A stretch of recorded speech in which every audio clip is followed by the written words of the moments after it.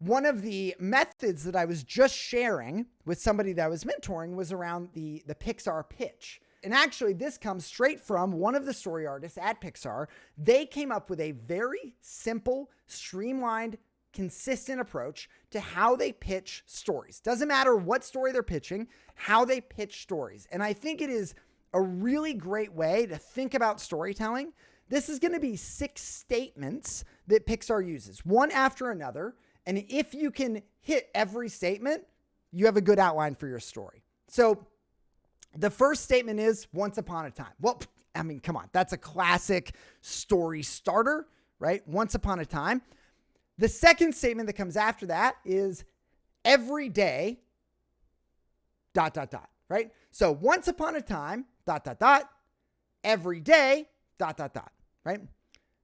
One day, I'm going to go into details about these in just a minute, but one day, ...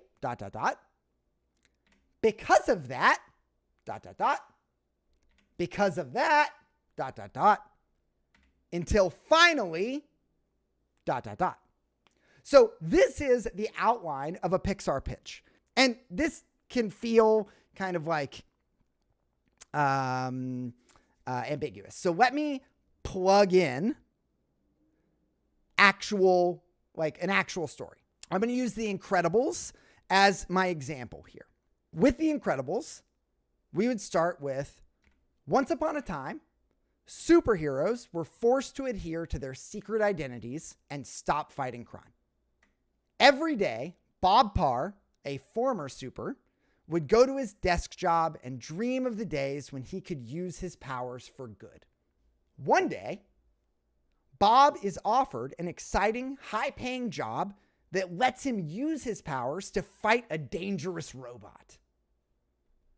Because of that, he's captured after discovering this job is part of an evil plot by a new villain. Because of that, his wife and children have to use their superpowers to rescue him and fight against this villain. Until finally, the family works as a team, defeats the villain, and saves their city. So now that we've plugged in a movie, I think you can see kind of how this works, right? And this actually follows a very normal storytelling structure, right? This is very common within story breakdown. And I'm just going to label these in some ways that if you've talked about stories, you may be used to. So once upon a time and every day are what we would refer to as the status quo. So when you come into a story, if you watch a movie, if you read a book, if you like any story, if you listen to a story, these first 2 statements are what we call the status quo. This is just what's happening in the world. What is the world that you have loaded into, right? In the case of The Incredibles, the world that you've loaded into is a world where there are superheroes, but they don't get to be superheroes, right? The public opinion, the government has forced them into hiding. They have to be their secret identities. So there are superheroes, but they don't get to be superheroes. And every day, our main character, what is his normal life, right? What is the everyday of your main character? Every day, he goes to work. It's a boring desk job. It's unmotivating. And he has these powers that he can't use. So that's his status quo, right? This is the status quo of The Incredibles. The third statement, one day, is what we would refer to as the inciting incident. Any story that you ever watch, listen to, read has something that changes the status quo. Something is a catalyst within this story that creates the story you're about to experience, right? And our inciting incident is that Bob Parr, Mr. Incredible, gets a call from some shady organization that's like, hey, you want to fight against a robot? Cool, we'll pay you big, big money to do that. After the inciting incident, you're going to have what's rising action. It'll have a climax, right? And both of these are just building on each other, right? Because of the inciting incident, because Bob takes on this job, he gets captured, right? He discovers that it's an evil plot. There's a new villain. He gets captured. And then because he gets captured, his family has to put themselves at risk. Mrs. Incredible, Helen, has to take action. The kids sneak onto the plane. They all go to the island. They rescue Bob, right? And then finally, you have resolution. And so these statements on the right are very normal story structure. What Pixar has done is made it super easy to write a clear story. Because notice what's not in here, right? We don't have anything in here about Syndrome being a disgruntled former fan. We don't have anything in here about Edna Mode and no capes. We don't have, all that stuff will come later. But when you're describing your story, you have to be able to be clear and concise. And Pixar has made it easy to do that by using 6 statements. Now, to prove to you that this is not just a Pixar format and you can use it with anything, let's try a totally different IP. Once upon a time, there was a civil war waging across the galaxy. Rebel fighters were rising up against an evil galactic empire. Every day, a boy named Luke works on his uncle's farm, dreaming of when he can join the rebellion as a pilot. So here we go. This is the status quo, right? There is a civil war, the rebellion versus the empire. And every day, our main character works on a farm, dreaming of being able to be a part of that. But he's not there. His day-to-day life is I work on a moisture farm. I have to go to Tashi Station to pick up some power converters, right? He's not part of it. He dreams of being part of it.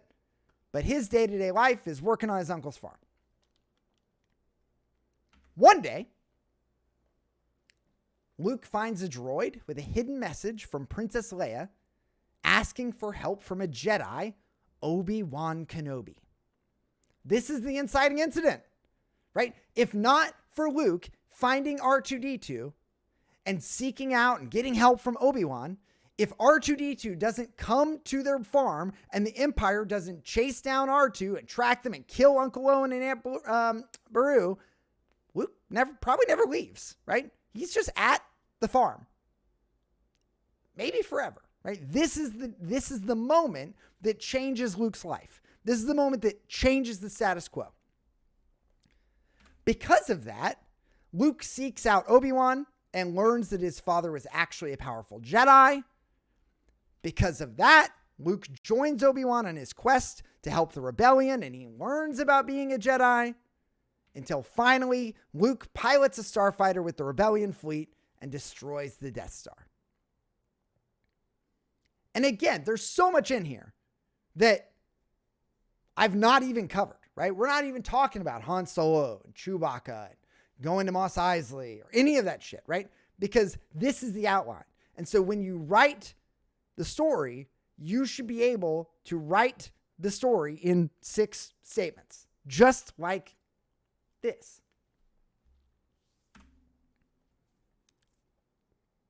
But you probably don't work for Pixar, right? Maybe you don't work for Lucasfilm. Maybe you don't tell stories very often. That's fine. I think the powerful part of this structure is that it gives you a way to think about building a story that can go beyond writing a movie or writing a book or writing a play or any of those things. Because this is ultimately a pitch outline.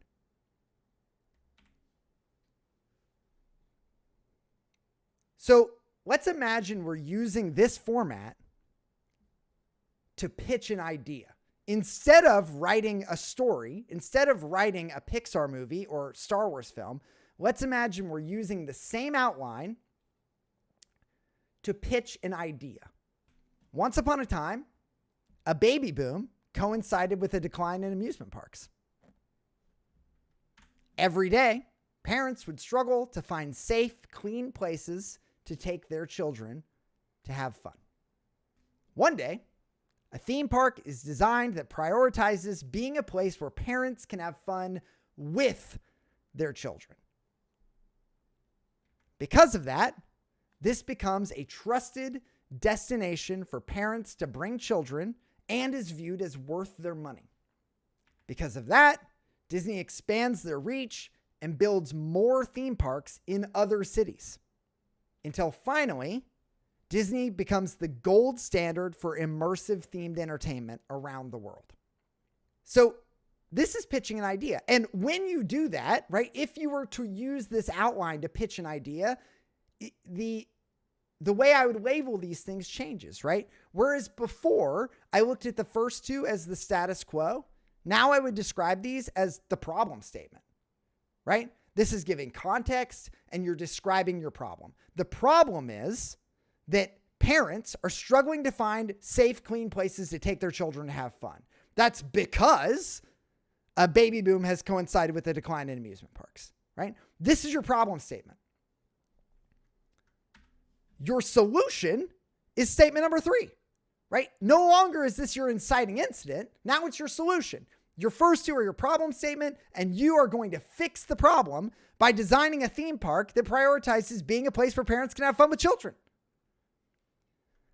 The next two, I would say, can be measurables. How do you know if you've been successful, right? If I am successful, then my theme park will be trusted by parents.